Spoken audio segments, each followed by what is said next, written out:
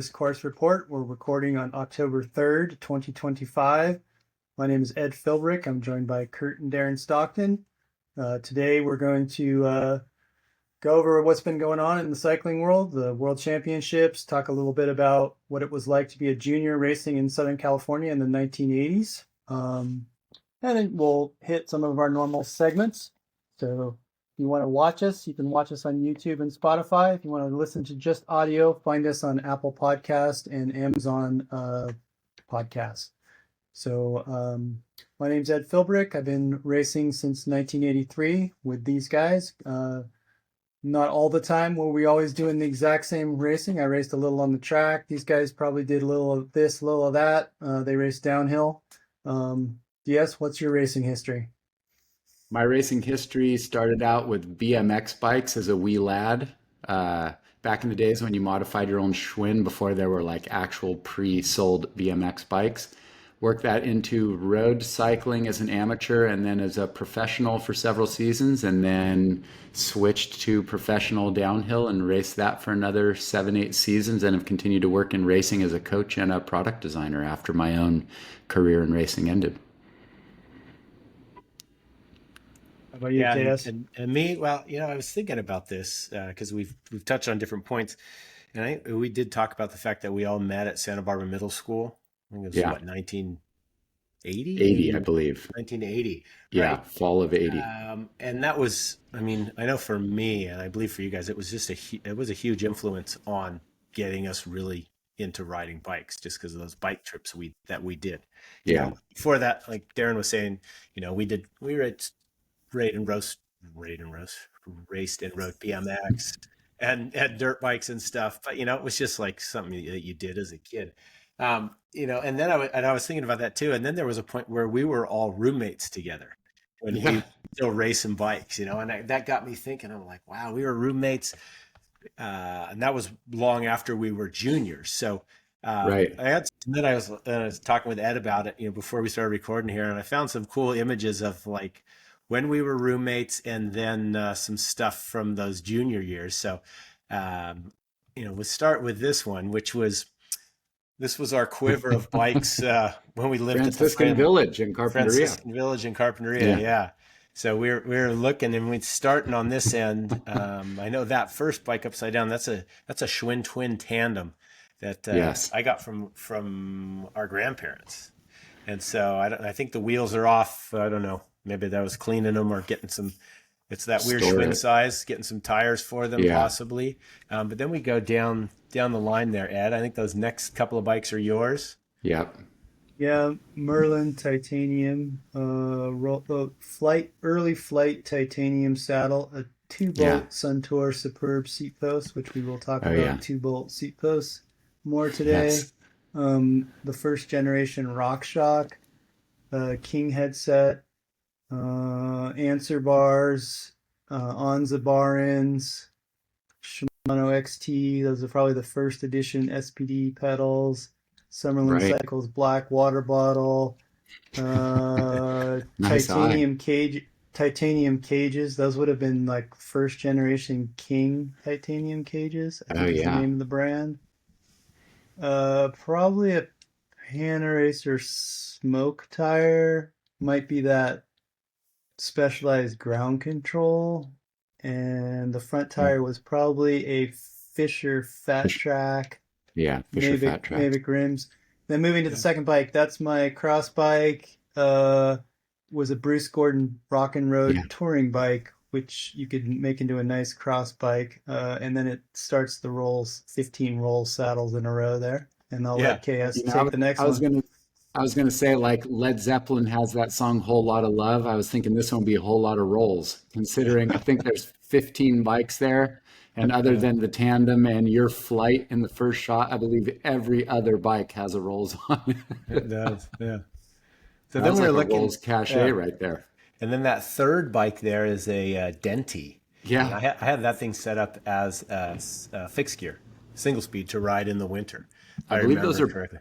Both are Denties, the two white, those two next ones in a row. Yeah. You had one. Yeah. So one you had set up maybe as a road bike, and I had it set up for a fixed gear on the road. But then Well, stop on the Denti a little bit. Dentis were ridden by the Mexican national team or the Mexican team, which would be up racing Redlands and racing in LA. And that team would Right. have Raul Alcala, who 7-Eleven quickly realized they ought to recruit. And I think they recruited him right before, I want to say, 86 Redlands, and then took him over to Europe. And, he wore Yeah. the best white young riders jersey, won 2 stages in Grand Tours, I believe. Yep. He's quite a legend, and those Denti guys were quite a force in Southern California. I think that Denti had something to do with Mexico, like the importer was down there, or somebody had licensed the name from Italy and was building those down there. But anyway, I remember we had the DK deal is how we got Doug Knox, our coach, was involved in the Denti deal. Now was maybe that through a Velo Pasadena deal or something. But I just remember the funniest thing about it was in that area, we had been racing like land sharks and stuff and getting custom frames made. And we told them, hey, we want this top tube, we want this seat angle, and we specified a head tube. And Doug came back and he's like, yeah, he goes, they just figure out the head tube based on the head tube angle, based on everything else.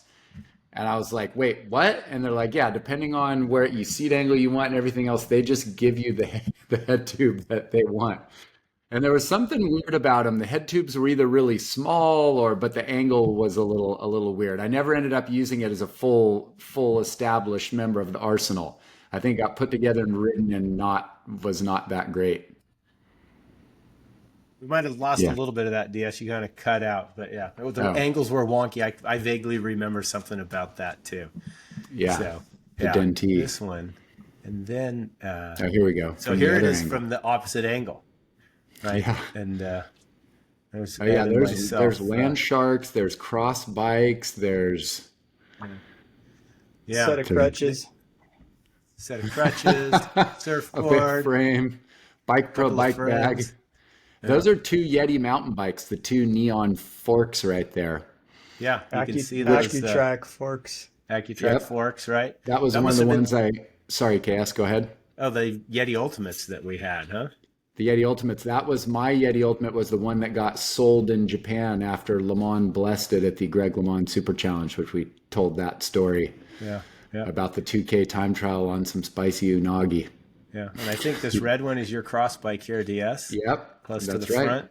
Yep. That's a purple land shark, the next one. Yeah, yeah. is I got a yours. couple land sharks Yeah. there. That was that purple shark I rode at the 90 Worlds, and then another one with the Oh, drop-ins, the Scott drop-in bars that we talked Yeah. about. So anyway, yeah, that was some fun stuff. So that was when we That were was. roommates. But then it was like we were getting a little off track, but talking about these junior days.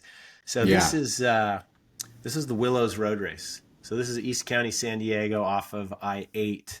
Yep. This is the junior field in 1982. So this is yours truly right here in the center.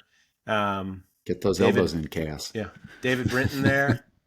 Yeah. Maybe that's Tom Hodges right there Possibly. in that Broncoli. But then I was thinking no, because maybe in '82 we didn't have those jerseys yet. So or 10.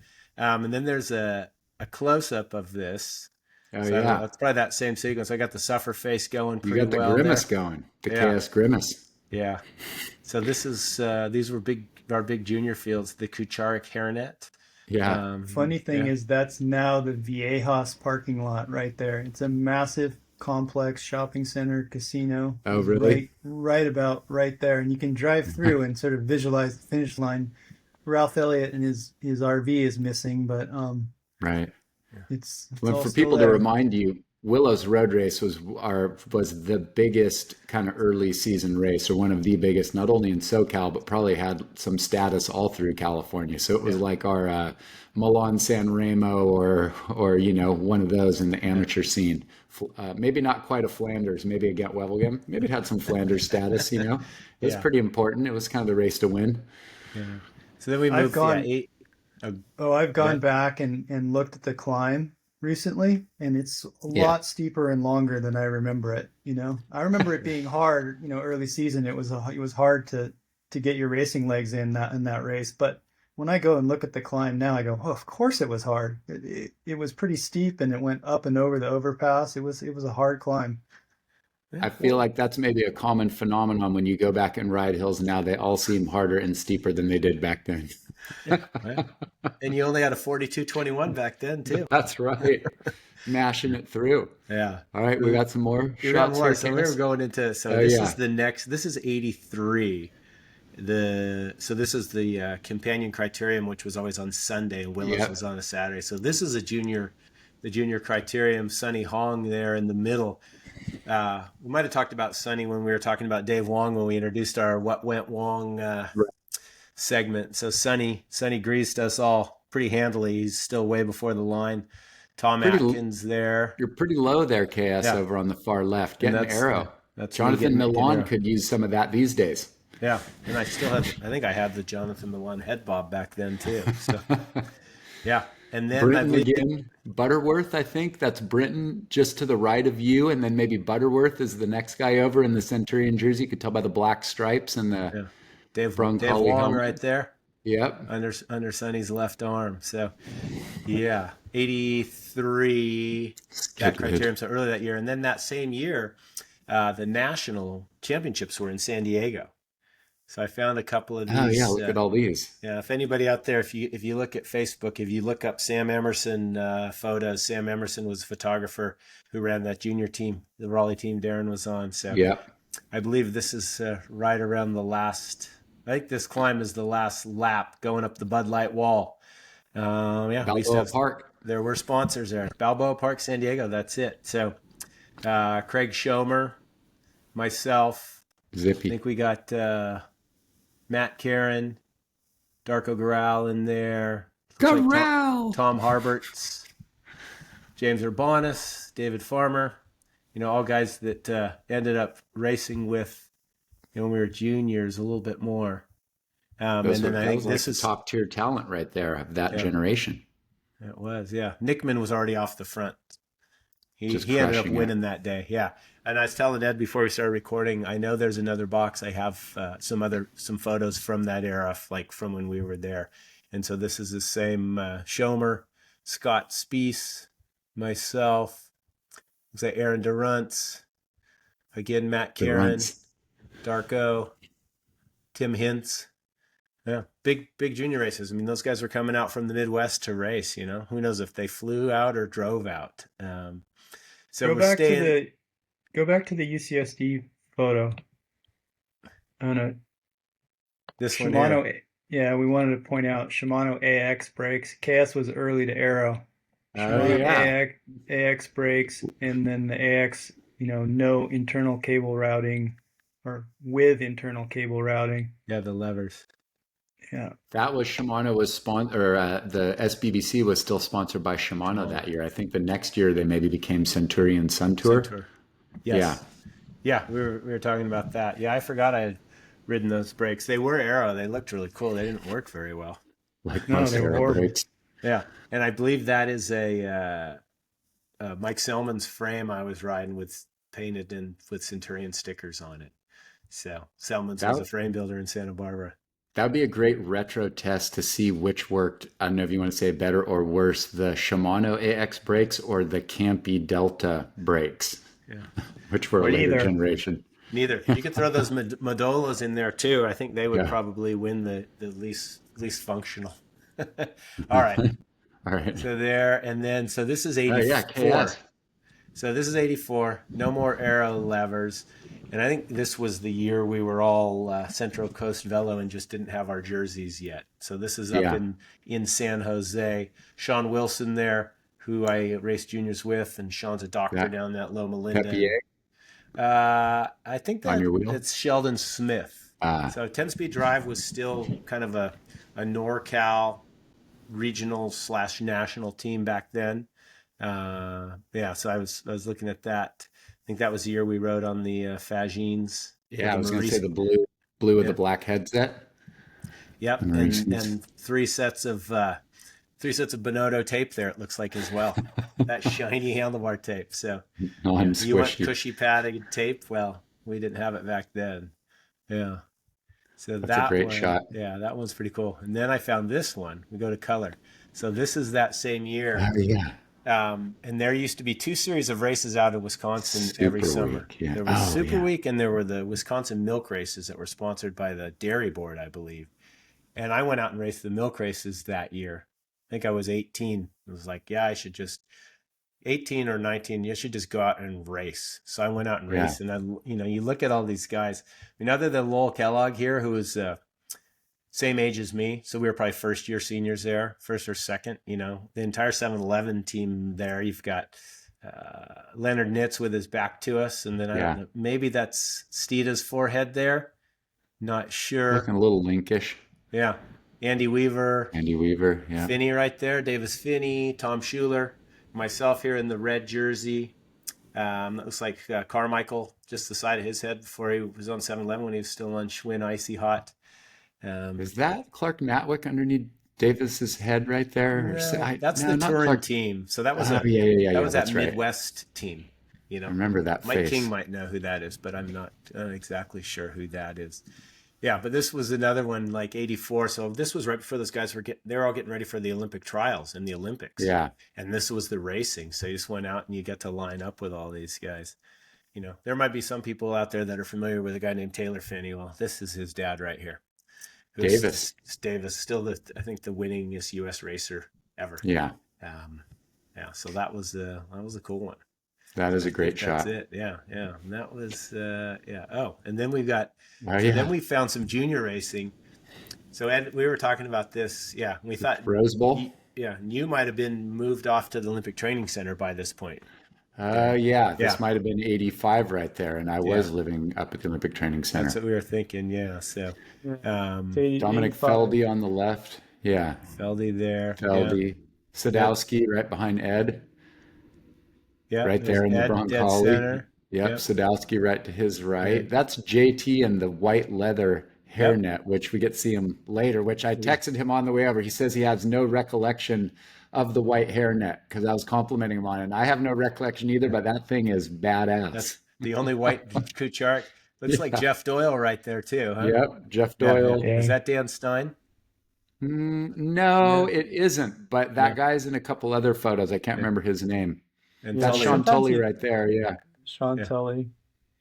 Yeah. So we had a very robust junior cycling scene. So there's a couple more from these. Yeah, there's probably this is also at the Rose Bowl. 50 to 75 riders in those fields. Like, can you imagine that now? Like, there's 12 juniors at a junior race now. Yeah, and that's across three junior categories. All lumped into one. Yeah, that's a great shot. It's fun. You think that they have the Tour of California finish at the Rose Bowl, back in like 16. I remember that Sagan one, but we were racing at the Rose Bowl, a long time before that, right? 25 years before that. So pretty cool stuff here. Got any more of those? Yeah, there is one more. So here's there's JT. There's JT sending it right JT there. right there, yeah. And we were laughing. We were looking at how massive JT's arms are. Compared to all those, but he was just kind of big compared to all the other juniors like anyway. That. Yeah, dude, pretty stellar position though by JT. Look at that, I mean, that could be transplanted to any time. We keep talking about JT. His name's John Tack. Yeah, that's me sitting on his wheel there. Yep. Yeah, there's Ed right there. Lined up. Sean Tully, who won the race to the left, I think. Mark Doyle again. Yeah. Yeah, that was the year I was not there. Not there. So that, and then here's that must be at the start there. So there's the Fagine. Yeah. That's Derek Emerson, whose father Sam is the one we were talking about, who a couple years later managed the Raleigh team. Yeah. And then JT in the background. Yep. That's my Fagine blue. It was probably a hand-me-down from KS. I got a King headset. Looks like Suntour brakes. Friction shifting. Bud Light water bottle from the Santa Barbara Triathlon. Marisi shoes. Broncoli helmet. And then JT in his white helmet behind. Yeah. The Kucharek. The Kucharek. Yeah. Those are great. Great shots. Yeah, that's it. All right. So that was the intro, but we thought, like where we came from. Well, we talked about the junior racing, but the fact that we were roommates, Yeah. And there used to be, I used to talk about it like we raced in Central California. There were actually 3 racing regions in California when we were juniors because there were so many racers. There was Southern Yeah. California, there was Central, and there was Northern. And we each had our own district championships to qualify for the nationals because that's how Yeah. many riders there were. So just as a bit of reference to everyone out there. Yeah. Well, it's But important to bring that up. Qualifying for nationals was not a given back then. You had to fight pretty hard at districts. I mean, maybe Yeah. Central California districts weren't so bad, but the year we had to qualify out of Southern California, we had to, do a death march in Griffith Park. You Griffith, know, yeah. Oh, yeah. yeah, like 10 laps in the hot heat and early catalytic converter smog, and um, that was a hard fought day to get like top 6 or something to go to nationals, Right. So Yeah, I think that would Yeah. have been, was that 85 the first year they did that? yeah, I, I think, yeah. To Haig qualify, we went won, out into Milwaukee and raced. yeah. Yeah. correct. Haig won in Griffith Park, or you beat him. I'm not sure which. I remember him showing up, and I go, "He's a track rider." And at that time, I didn't have a lot of respect for pursuiters and track riders, and I was like, "Really? He's going to show up and qualify?" And he was pretty good. Yeah. Till he went to the front, then you had some respect for it for him. Yeah. I don't think I beat anybody at the Griffith Park road race. Well, I did qualify. Again, I'll Right. pull that trading log out. No, a top 20 probably got me there because we had so many people. Yeah. Training logs. Yeah. Yeah. Yeah. Those dang training logs. Well, what have you been doing riding, DS? We kind of through Uh, this. I've been top gravel dog lately riding. I've Okay. just been on the gravel bike, no mountain biking. I think I may have mentioned in a previous pod, I have a tire coming up that I'm designing for Panaracer, a gravel tire. And so I've been kind of fast and thick in the testing phase. And so, as my Arid, is a new bike this year, I've been really just riding that a lot to get that feel and testing some different tires. And we have this whole series of trails. The ones that we rode on, some of them we rode on, some other ones that we didn't in pod number, I think 3 that was, where we were behind Summerlin. Yes, pod 3, there was this whole other section and the dirt was unbelievable. It was so good. You just like we were hitting these trails and coming down into the turns and you would go through and I'm just like, dude, we had just have to go ride back up and do that again. It was just so much fun. So that's been my gravel riding, mixing it up with the rain and getting into that good dirt.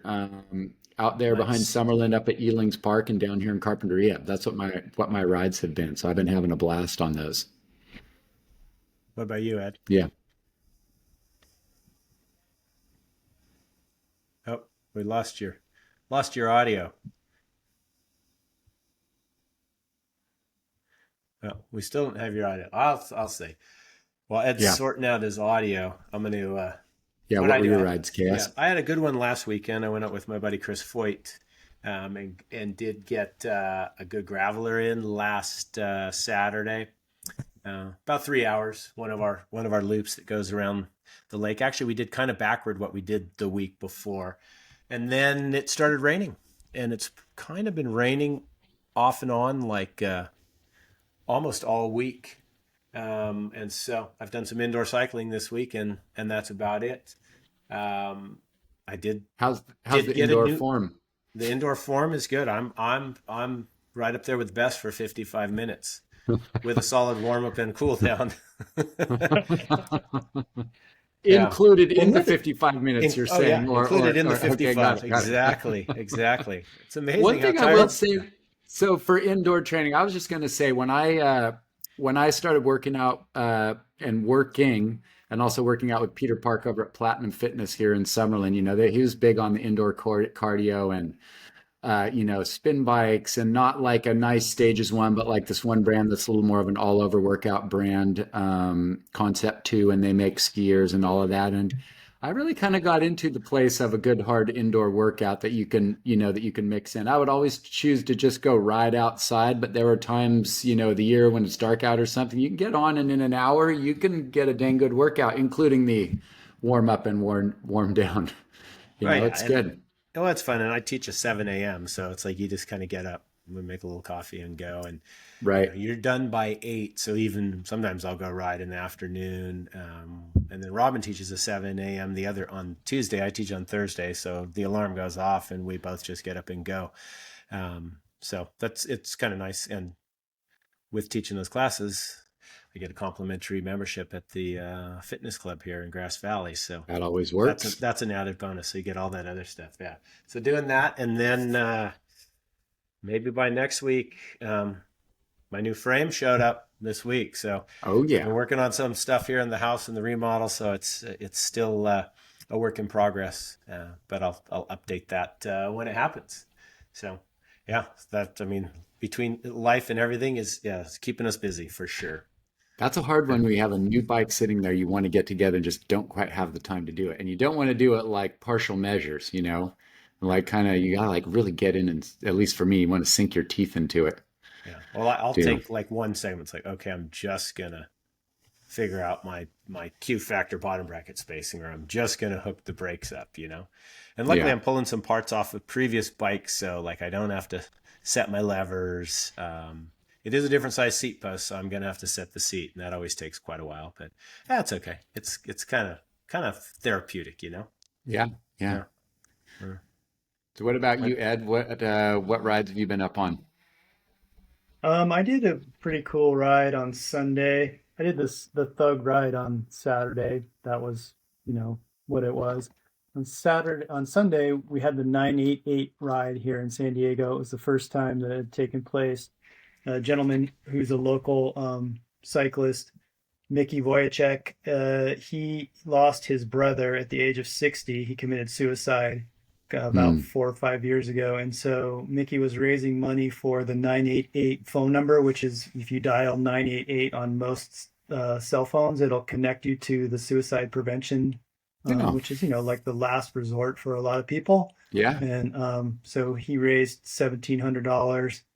And he's an exceptionally interesting individual. He went to the Soviet Union in the 1980s, maybe late 70s, early 80s, to do skateboarding, and took a lot of photos there.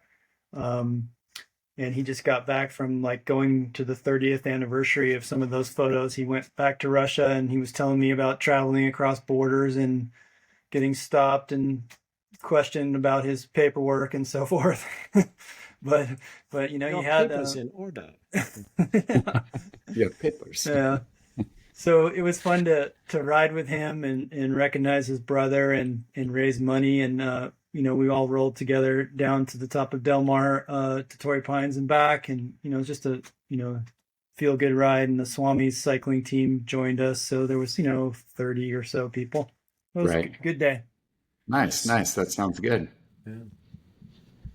I'll have to, on another pod, I'll tell my stories of being at the Baltic Sea friendship race and taking the train through Russia back into Finland, and having the Soviet soldiers come into our room on the train and go through our stuff, and all that. He had exactly a 2.0 30-year version of that this time. He'd had it before. He's like, I was taking the train out of Russia, and they came on in the middle of the night, and they're like, "Where's the American?" It sounded like the 1980s, right? Where's the American? Yeah. Like they knew he was on board. In the middle of the night, they're looking for him. So yeah, I had one of those attempting to drive from Austria into Slovenia, and I unwisely thought I could save time by taking a smaller border crossing, not the main one off of the Autobahn, and maybe that would be a good one to have some good custom stories. And was like, machine guns, take the passport, go sit inside for an hour. They're just watching you try and sweat, see if you have anything to crack about. Yeah. So I think we've all had one of those. Yeah, those border ones. I know you've got a good Cytomax story going into Quebec as well. That's for another episode, I think. Yeah, for another one. That's a whole hour right there, too.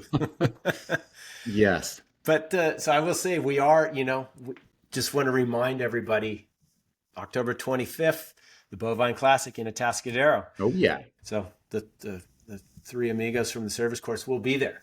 I don't know if the press release is out, but that's going to be our premier live event broadcast. So we're pretty stoked about that. Yeah. TheBovineClassic.com, the website, has all the info. We'll be there. There's a shakeout ride. I got my notes here. Thursday afternoon in Paso Robles at the Firestone Walker Tap Room. Check-in starts at 1:15. The ride rolls at 2 o'clock. It's about 2 hours, a social, conversational pace ride. 4 to 6 p.m. post-ride hangout and socializing. And then, again, Friday morning, downtown Atascadero at the Sunken Gardens there at City Hall. Check-in is at 10, roll at 11. It's right there at Amsterdam Coffee, which is just off of the square there. And that'll be a good one. So all the details, exact locations, and you do have to sign up to RSVP for these events. They ask just to sign a waiver. There's so many logistics that go on to putting on events. So yeah, we'll be nice. there. And I know. Get the ERS VIP and you're in. Yeah. And those rides, those shakeout rides, there's no cost to do them, but you do need to RSVP and sign up, and you just have to sign their online waiver as they request with the organization, with the crew from the Bovine and Bike Monkey, who helps produce the event with their crew. So looking forward to seeing people there. So come up and say hello. Yeah, definitely. That's going to be great. And it's a ride with some segments. It's not a race, but maybe we'll talk about some racing right now, because there's been some good stuff going on. Yeah. What did you guys see? What have you been watching? Well, the crowds were spectacular in Africa. I mean, you can talk about the politics of the UCI and governing bodies and so forth, but the pure joy of the massive crowds was unbelievable. And, drummers on the side of the road and just huge crowds, a lot of enthusiasm. I thought the circuit was kind of cool, how they went out and they had that sort of lollipop climb, and the cobbled climbs were pretty spectacular. So I thought the visuals were excellent. And, the surprise woman winning the Canadian, the woman who won from Canada, that was spectacular. I wish I could remember her name, her second professional win. Well, first Canadian world champion, right? Road world champion in the elite category. Yeah, men or women. Yeah, men or women. Yeah. I mean, you were talking about the parkour and the climbs and that, and what was pretty amazing, right? So you got the juniors, you've got the U23s, and you've got the elite racers, and I would say you could almost say 5 of those 6 races were won solo. There were 3 riders that came to the line for the women's U23, right? Mm-hmm. But that was kind of a slugfest because there were 2 French riders there. But only the junior women race came down to a sprint finish. Every other race was won solo or that one race with 3 riders, which just speaks to the attrition of the course. And like, if you didn't do your homework, you weren't going to be in there when it came to racing for the medals. So I think they did a good job. Only 30 men finished the elite field. Yeah. And I think that's the lowest finishing percentage in history. Although I kind of noticed that when they go back to the circuit, people are like, I'm done. You know what I mean? Like, definitely at Worlds once you, yeah. There's a little bit of early, you want to say, they exited because it was so hard. They also exited because their job was done and it was on a circuit and they just were done. Yeah. I mean, really, there are 3 places at the Worlds and those 3, I mean,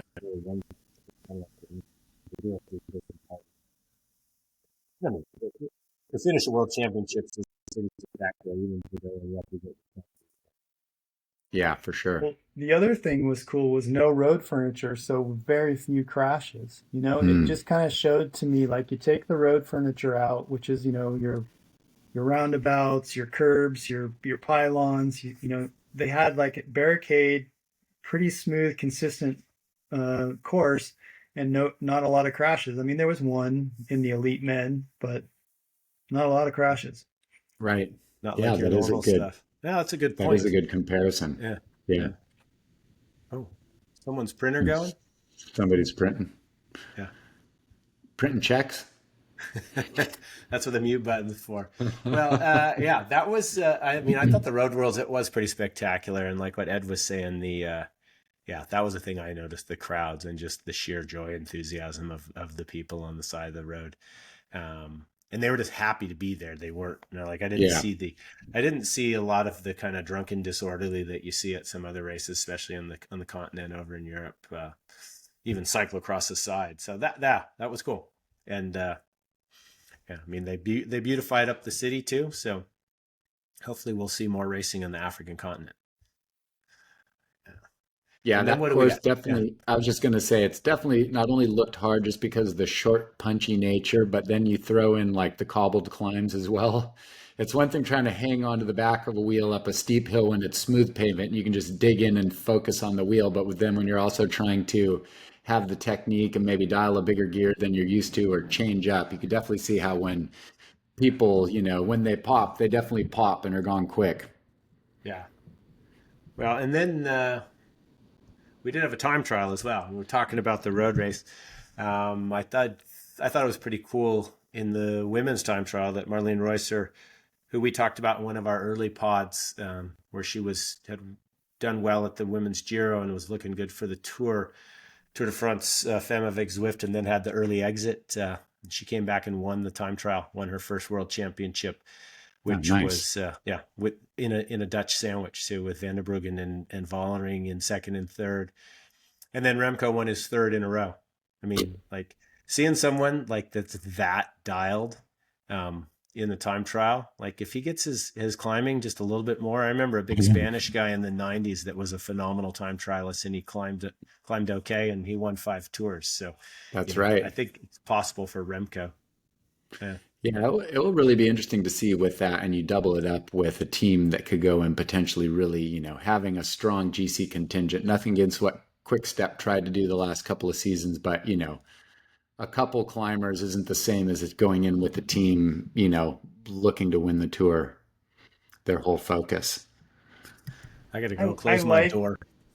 I like Remco, but I don't know about his mental tenacity.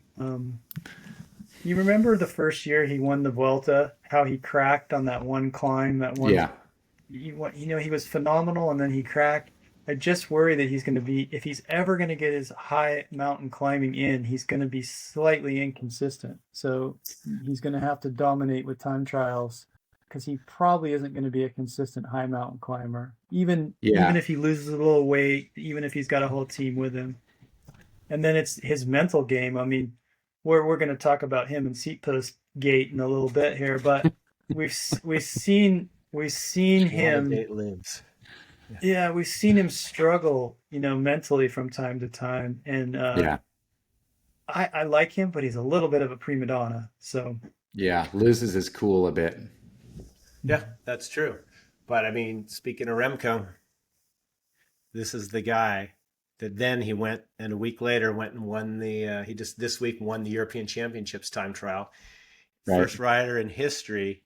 He holds the Olympic time trial title, the world time trial title, the Belgian national title, and the European title. He's got 4 jerseys right now, or 4 titles right now. No one's ever done that before. Like, I mean, even Filippo Ganna, who we saw in the right. Vuelta, averaged like 58.5K an hour or something in that time trial. Like, the guy that we thought that was the master, right? He was kind of like the Chris Boardman of the modern era, and then Remco is just like, So it's his form is there. Interesting. So it's gonna be just to see how he develops and see how getting on that squad, on that Red Bull Bora team, how that helps him. Now he has all 4 of those jerseys. Olympic champion doesn't give you a specific jersey to wear. Titles, I should say. Yeah. But 3 jerseys, 4 titles. Just going for that. And so I was thinking, I'm like, but then obviously world champion trumps European champion and national champion. So will he ever even wear either of the, he won't wear the national champion or the European champion jersey all year, I wouldn't think. He'll just, in his time trial, he'll just be wearing the world champion jersey. Yeah. I think it would be cool. It trumps. They should do like a combine jersey. Combine jersey like they used to do in the Tour. It could be part Worlds, part Euro, part Belgium. Some special dispensation for that. I don't know. I think that would That be way, kind of fun. everybody gets a little taste, Yeah, just of the jersey. sorry, Ed, you were saying. Oh well, we have the European road race championships coming up this weekend, and that could be spectacular. It's interesting to see the hype building around that race. I mean, I remember who wins it, but like there's a lot of hype going into it. Pogacar might attack early and do his thing, or he might not. It'd be interesting if Remco and him can go at it, and I assume Remco will ride Lombardia as well. So I mean, you Right. can't give Pogacar all these races. I mean, maybe, Right. but Yeah, I mean, we got Pogacar, like you said, Evenepoel, and still we got Vingegaard's going to race, right? He didn't go yep, to the Worlds. I mean, you can see some of these guys, right? Like sometimes you do that big travel to Africa and then back, and you're kind of running on adrenaline. But now there's another several days for all of that to settle in, or if you might have picked something up. It'll be interesting to see how the riders that did all that travel do by this weekend versus the Right. ones that didn't travel to Africa for that. But I mean, shit, we've got Juan Ayuso. He was riding well. Right. We got Del Almeida. Toro. Yeah. Well, no, because he's Mexican, so no Euro championships. Oh, right. I was Well, thinking he'll about ride that. Yeah. Lombardia. Yeah. Lombardia.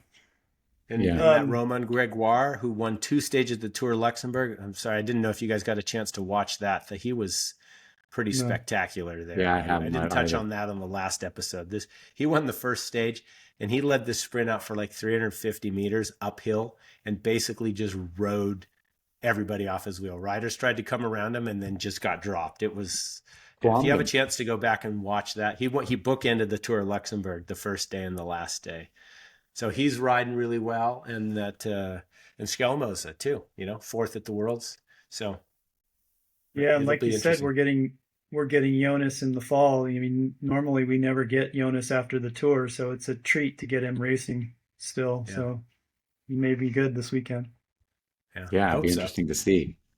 Yeah. Well, the Danish, they have a pretty strong looking team, a pretty full team there. It's not a Mads Pedersen type of course, I guess, or he's done because he's not, at least wasn't on their start list when I checked before we He started just here today. announced he just announced today that he's sick and his season is over. Well, there we go. Yeah. Who was that just announced it, you said? Mads Ah, Pedersen. yeah, he's done. He extracted all the form there is out of the 2025 season. Need time for a rest. Yeah. That's for Well, I sure. mean, that's good for him that he realizes that you do have to rest. You need to know how your body works. And so, yeah, here's Let's the start list here. Right. So Slovenia's got 8 riders starting, as does 7 riders from Denmark, Belgium, but I'm looking at Belgium. They've got Evenepoel, um, you know, and Tish Benoot. So no Wout, no Vanderpool for the Netherlands. Actually Vanderpool was in LA this week. Did a riding. Almost looked like it was in Griffith Park. So It was the yeah. ponies ride. yeah, Yeah. yeah. And So everyone that was ready with the drones and the scooters and the phones. He was heavily documented.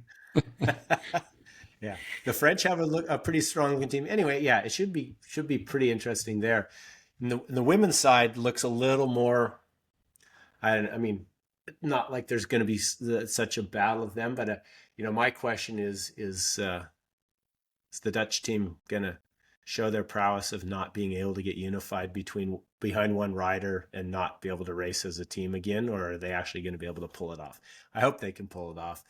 They're usually they can't go for a singular goal. It doesn't look like to me. And then the teams look pretty strong on the women's side too. I got the Dutch, the Italians, the French, Poland has a full team behind Nieuwe-Doma, the Swiss, the Germans. I think both of those races should be pretty good. So I haven't looked like what the weather's like. I do not know what the course is like, but the racing looks like it could be exciting, and that's all we really can ask for, huh? Yeah. Yeah.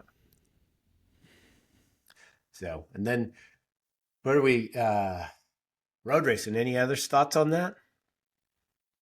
You know what? Was I've honestly, other than watching some of the world stuff, I've been super busy and I've only been getting pieces of everything, so I haven't been able to deep dive into any more of the road racing. Yeah.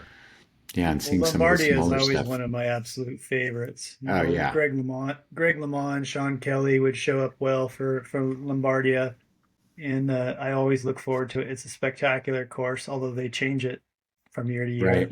right. I just the race of the falling leaves is going to be spectacular in 2 weeks. Yeah. Yeah, that's a great one. Closes out the season for those. Yeah. Well, we do have, Unless of course you're unlucky and you have to go race the tour of whatever it is, the one that Ayuso got out of by winning the state tour of Quan Chai or whatever. You don't want to have to go to those, but yeah. Well, and there's some, With sorry, go ahead. Oh, with all respect to the Chinese race, I mean, I think it's great that they're spreading cycling around the world. I think it's great when we move off the continent of Europe and into absolutely. Africa, and we have racing around the world. But I feel bad for those guys having to travel all that way, and it's a little bit of a silly season race. So I feel for them. Yeah, Yeah. and that's really it. After the end of a whole year of hopping on planes and being in and out, you're just like, oh, you wish your last race was, by your hometown, not having to hop on a plane. But but there's also money over there, and usually you can take your family along for the vacation. They give a lot of perks, so they could be good trips too. Good races. Well, I seem to remember the UCI used to do some trip down to like Aruba or Curacao in the fall. They used to take the riders after the, the Oh the yeah. World Cup, right? It was the same type of thing, those vacation races, except they went to the Caribbean, and I think all the riders wanted to go there. Yeah, that was the one everybody put their hand up for. Yeah, The gravy races, as we like to call them, right? exactly. Yeah, The yeah. gravy races. End of the Well, year, start money, good climate, exactly. And some gravy. so there's a little mountain bike racing going on up in Lake Placid too. Ooh, yeah. And right before we came on, when Ed and I were talking, we saw that Christopher Blevins just won, and he tied up the overall championship for the World Cup for short track with his Oh, win in Lake nice. Placid. So that's pretty cool. Yeah, and I think so. They must run the short track on Friday, and then Yep. XCO is on the weekends. Yeah, that's Yeah, right. Because it's a, yeah. I like seeing him win in commanding fashion. I didn't watch today, but I just wanted him to seal the deal and really come out as a commanding because he was so dominant. I don't know how many he won. I think 4 or 5, maybe even Yeah. 6 short tracks this year. And I just wanted that story to remain his dominant fashion because when you get to the longer Olympic distance race, he seems to struggle and he's not in the results. So, and the other thing I would say about him is I watched him ride at Rock Cobbler uh, 3 years ago on some of those amazing climbs, and he was just spectacular to watch. He's a spectacular rider to watch, and Yeah. he should be appreciated. Yeah. Well, and I'm putting my nod up for his best short track win of the year was the one where his chain came off at the start of the hill on the last lap and he reached down, put it back on lost position, worked back up to the front, passed and had the win. Just the fact that most pros don't even know how to put their chain back on, or a lot of them in any situation, let alone while you're True. actually still vying for the win. Yeah. So that was quite impressive. That's grace under pressure versus maybe Remco when he was having seat problems Oh yeah, at the Worlds last weekend, right? I mean, that's like the dichotomy of that right there. Can you keep it cool and fix it and make it happen, that's or right. not? Yeah, and he did. Yeah. So So do we have a final determination of what the offending tech glitch was with the seat post? Was it Well, a broken seat? Was it a alleged rail? there's Was it a the seat might have slipped or it might have broke, or the right? post slipped on the gold bike, and he only had one gold bike. So he went to his spare bike, and then he didn't like the nose of the seat, um, didn't like the nose angle of his seat, and then he went back to the gold bike. So Right. whether the seat broke, and then his mechanic came out and said, that the position on the second bike was exactly his position. So his mechanic kind of threw him under the bus a little bit there. So, Right. Right. but Maybe he was he was saying on, yeah, sorry, go ahead. he was saying he was losing power, but you could just see that the race, he didn't have it and he wasn't racing well. And I think that there was some mind games going on inside his own mind at that point too. Right. So, Right. Yeah, it's possible if his other one had slipped down and he was riding it, what for whatever reason, if the saddle broke or the seat post slipped a little bit and it was riding it nose down, it wasn't feeling great, but then you get back on your bike that's in the correct position, it might feel odd and feel nose up. Maybe he was just getting a little bit discombobulated out there, but maybe that's part of what you were talking about Remco losing his cool at times and seeing like, you need to be sitting there right and just kind of mellow, have a drink of water, pull your computer off to switch it. But he was definitely had some calisthenic kicks going on there while he was frustrated. yeah. And he should have looked back to see if the team car was there, Yeah. like don't pull over and like Right. he was pulling over without knowing whether the team car was ready or there. And it's important for our listeners to know that during the Olympics and the World Championships, it's the only two races in the year where radios aren't allowed. So he Right. didn't have radio communication. But he was, he pulled over to the side. He's taking his Garmin off. He's waiting. Yeah. He's waiting too long. He should have looked back and visually seen the car before he went for it.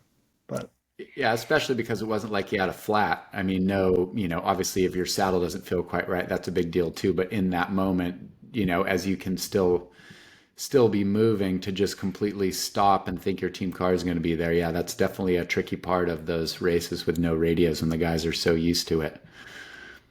But yeah, I don't know. Well, if it was a saddle that broke, if it was in fact a saddle that broke, hey, KS, if it was in fact a saddle that broke, that's one tech failure. If it was a seat post that just slipped, that would also be another tech failure. But it is amazing to me that at like the peak of the sport, one of the top favorites, that you can still have a mechanical of that nature, at that level. That seems like it was something that would have been solvable. well, it brings up, the two bolt seat posts that we've always talked about. Right. Sun Tour was probably well, I think Kurt has a picture. Hopefully, he can share it with us of Campy Novo record was the first two bolt, I believe. yeah, and Campy No record, then Sun Tour Superb, and then Yeah. interestingly, in the mountain bike world, we had Thompson There's the Novo seat record posts. post. Yeah, Yeah, the two those bolt won't and then yeah. they won't slip. This No, was those the were the original. ultimate. Yeah. Look at Yeah, that. the only challenge with this post was that it was a 10 millimeter hex head that you had to get up in Yeah. between the saddle and the top of the post, and you did like these eighth turns, eighth of a circle turns to get it adjusted. But the cool thing you guys were talking about the two bolt is you've got this infinite amount of micro adjustment within a range. And once it's tight, it's like it won't slip because it can't go anywhere. Yeah.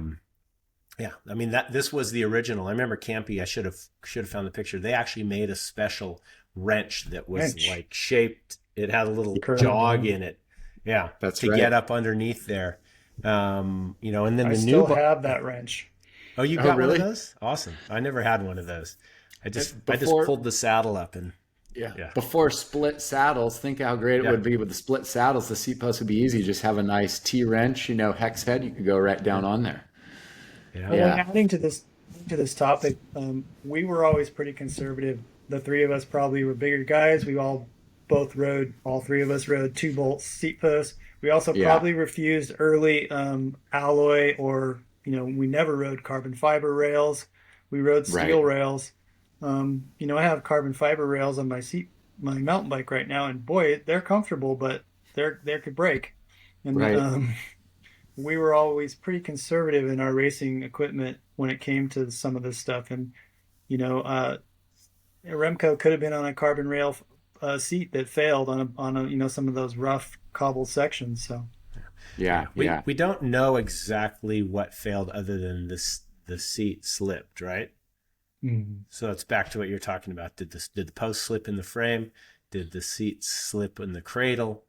Did it go nose up? Did it go nose down? I mean, I can't understand a dude like him, right, who's so fine-tuned, with his position, especially with a time trial, that if it does get out of whack, how that could Oh, mess with your, right? You could start cramping, have that happen just because it's like F1, man. When you get those riders that are so fine-tuned at that high of a level, those little changes, while you should be able to adapt, sometimes your body just can't do it because you are so fine-tuned. So who knows if we'll ever know actually what really happened? Right. I don't think we do yet. What do you think about that from a PR? I was just going to say, I was thinking about this. What do you think about that from a PR standpoint, where you're saying, oh, you don't know what happens? Like, I wonder I can understand on the one side of Specialized had a part that failed. They don't want to say, hey, our whatever $400 3D printed saddle, the rails broke or the seat post slipped. But at the same time, if you don't come out and just say, hey, it's racing in stream conditions, that's why we test it. Sometimes stuff happens. Here's what happens. It feels like it just kind of lets it spin out. Nobody really knows. I guess it's the denial, deny it or not really give the full details on it. But what do you guys think about that? Well, I really like this point that you're making. I think it's an important one. I think your second answer was your best answer from a PR perspective. I feel like owning it would have been a good move, but I bet you there's so much mixed information from the mechanic and from Remco. Specialized doesn't know where to plant their flag Right. and how to respond because they don't know where the truth lies. There was a little bit of misinformation, and one of the characters involved is Remco's cousin. Like maybe there's a mechanic is Remco's cousin or something. So You got a cousin the in plot there. thickens. Well, you know what? I think we'll just wait and see what happens, because we could beat this up for a long time, but ultimately, and I don't know. Is you have a Specialized post on your XCO bike, Ed? yeah. Is that a 2-bolt post? Do you recall? Well, I'm shocked that I don't know because I'm so focused on the dropper post part of it and where the battery sits and stuff. And it doesn't creak, which boy do I appreciate. I'm a real nitpicker for noises, and it's everything in the seat zone is quiet. So I'm just like so thankful for that. But I'm embarrassed to tell you whether it's 2-bolt or not. Well, actually, I forgot you have a dropper post on there, so you probably have a RockShox post and not a Specialized post. Correct. Right? So I bet it is a 2-bolt. I think most of the mountain bike posts are, So I've got my new bike. It came with a seat post, and I was very happy that it came with a 2-bolt. 2-bolt. Right? So you got a bolt here, you got a bolt there. So the rear one tightens from the underside, so you can get a wrench in here. I have a T-wrench. The front one actually has it's pretty cool. So it does have a hex on the top, right? It's a 5 mil. You can pop that in there. But if you don't have a saddle with a cutout, how are you going to get to that? Right. It's got a little thumb dial, right? So you can, because you don't have to totally snug it to get it tight. All the snugging can be done in the back one because it rocks the cradle. But I love these posts, one, because they don't slip, but two, because you can adjust it a fraction of a degree up and down. They're awesome. So people, you want it. I mean, I don't know. I know Zip does 2-bolt posts, although I don't know if the newer ones are. I've had some of these single bolt ones where the bolt comes through the side.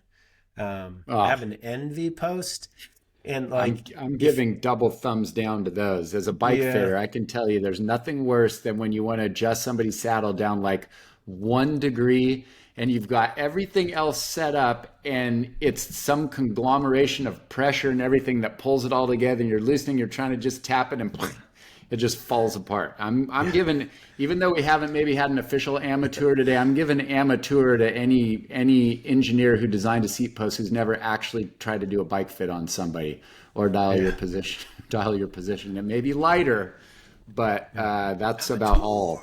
Yeah, amateur.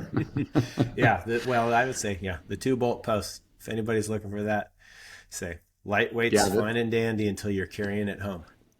Now, as the three of us all know, I came up with a term way back in my road racing days. I was very sensitive to position changes called PSN, position sensitivity neuroses, which I believe I led the pack on that one.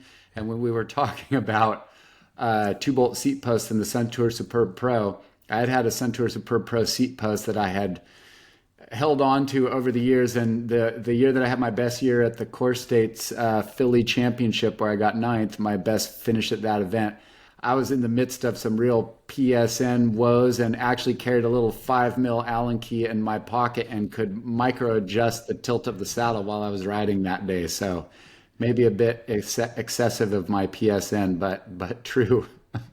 Well, Eddie Merckx was the original PSN. If you watch Yes. the famous movie Sunday in Hell, Yeah. you'll remember there's like a train crossing and they had to wait while the train's going by, and he's like got his tape measure out. So I think Eddie Merckx was the original PSN. He was the original PSN. And interestingly enough, the reason I read an article about that, and they talked about, that movie and his positioning, and most people don't remember, he had a really bad crash on the Derny, motor pacing on the track, where like his coach and the guy was driving it died, and he crashed and really messed up his back. And he said that was where all his PSN came from. Like even in that race, that some days he would be riding and his back would just feel tight, and so he would adjust it down a little bit or adjust it up. And if you guys remember the Campy seat binder bolts in those days, they were volatile. Could sometimes get 20 tightens and loosens out of them, and sometimes 3, and you're just going, oh, and then you'd hear that thing snap, and so that was risky on his part too. Yeah, in defense of Remco a little bit, he did say that his Lombardia crash, which was horrific, by the way, where he crashed over that stone bridge. He said that his back, in his crash with the getting doored by the postal worker this last winter, he said that his back problems were activated by the slipping saddle, and that he, legacy problems with his back. So I have some empathy for that. Yeah, absolutely. I mean, Vanderpool's got a similar back issue from when he crashed at the Tokyo Olympics in 2021, and it's flared up on him at times in early season, and he's had to take time off, to let it come down. So definitely those old injuries just kind of dig in, and they can pop up their head at times. Especially so we have some more segments that we can get to, but KS, I know you had the hard stop, and we've hit your hard stop time. Yeah. Should we wrap it up, or should we move through our little wrap up segments here? I mean, we got our wrap up. I got a couple of minutes. Yeah. And I can let you guys finish it too. So. Yeah. All right. I mean, I think beyond the 2-bolt seat post, I think the other amateur was Remco outwardly showing his frustration. Everyone must have seen the video or the stills of him being a footballer and kicking the air as he was waiting for the bike. But then I got to thinking, I don't believe the riders are allowed to use radios at the Worlds. So maybe there was a miscommunication. Perhaps he thought his car was there and it wasn't. But you can always just, turn around and look back. So who knows what happened. But showing that outward frustration, I don't know. Amateur. Shows that you're losing it. At the same time, you would hope if you're Remco and you're potentially in position to win the road race, that somehow your team would have that stuff figured out. So there's both, but I agree you still got to keep your cool when you're paid that much money to represent your sponsors. Yeah. And I love picking apart Remco-isms. He pulls over, he doesn't look to see if the team car is there. He pulls over, he's got time to get his Garmin off. There's still no mechanic, still no team car. He uses a leash because he wants his Garmin never to go away, because he's very detailed. He doesn't want his Garmin to go flying down the road in a crash. He uses a leash. He's taken off the leash, still no mechanic. He was detailed on one aspect, but not in making sure his mechanic was there before he pulled over. Yeah. Fair enough. Yeah. Well, that's it. Yeah. And I mean, I guess, and what went wrong is, will we ever know? Will we ever know what happened to a seat post? With seat post gate. Yeah, Watergate keeps giving, doesn't it? We got seat post gate now. Well, and I think, Ed, you were looking at possibly a new segment here, huh? Yeah, we got to round this out. We got to polish it. Yeah. We got to pull it up on the spinning wheel and make sure it fits. Pete Stetina gets picked on a lot in the gravel world, and I think gravel cycling owes Pete a lot, and he gets picked on a lot. He used to, come down hard on aero bars, come down hard on too much team tactics in the spirit of gravel conflict. So he gets picked on a lot. So I was thinking about the Positive Pete would be a little section in homage Pete. to paying a little respect to Positive Pete. I had a great experience. I just got an Outbound Lights and a lighting company out of Chicago, Illinois. And I got it and I was like, how am I going to mount this on my one-piece bar? I have a one-piece Revolve control cockpit. And they said that, all over their website, this is Tom, come, email him. He'll write you back. So I'm like, oh, I'll email him. And he wrote me right back. He's all, hey, for $10, we'll sell you a 3D printed mount that you can mount your light, and we'll ship it to you free, no shipping charge. And I just thought that, sometimes in our podcast, we're focusing maybe on a little bit on the negative, but we ought to focus on when the industry or an athlete or a coach or somebody does something really positive. Yeah. And pay a little homage to the Stetina family that cycling owes a lot to, by the way. I mean, Shimano is a solid company in the United States because of Pete's uncle. The Stetinas were, winners of the Coors Classic. Pete's done a lot for gravel.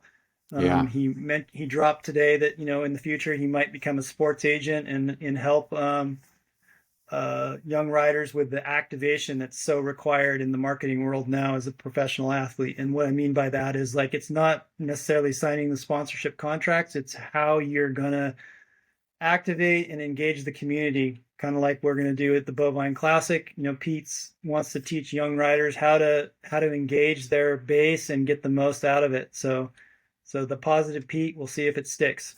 All right, Positive Pete, I like it. I like that one too. We'll have to. We'll run it by him. Yeah. Awesome. Yeah, that's well, good. I need to jump. I don't know if you guys have more to talk about here, I think we're going good. to peace out. Yeah, we're going to peace out till the next one. All right. Okay. Thank you, everyone. Thanks everybody for watching, for listening. Yeah, give us a follow, a like, and we'll see you in Atascadero in a few weeks. That's right. Okay.